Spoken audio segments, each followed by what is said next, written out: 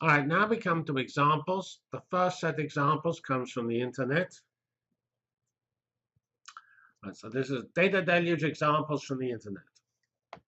Here's a nice slide I found in an Oracle talk, and it tells you what happens every 60 seconds. It says that, what does it say? It says there's 700,000 Facebook updates.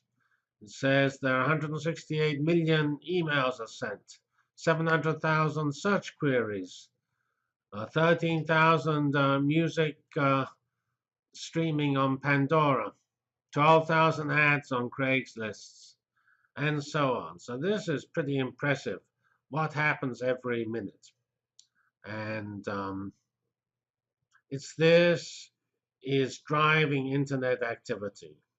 And of course, the things like blogs, which are higher value, there are fewer blogs per minute, just 1,500 posts and 60 new blogs every minute. So that's one blog a second. You won't be able to read all of those.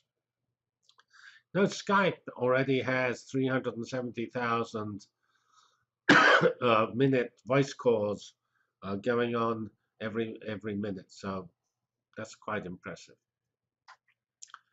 So this says, this is actually from the IBM talk from the Berkeley Big Data Conference.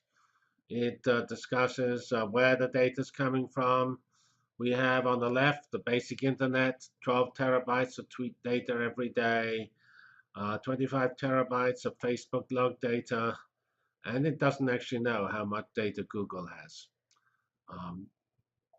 Other important data sources are RFID tags, which are basically describing the inventory and location of entities in industry. There are 30 billion of such tags already today.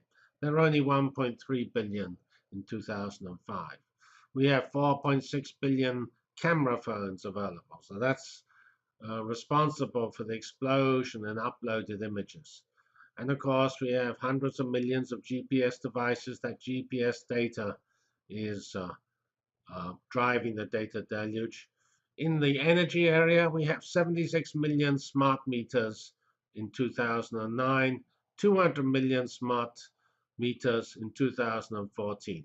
So this is driving the field of energy informatics, which is how we produce more efficient, responsive power and do not have brownouts and things like that, using using the data on usage in intelligent fashions.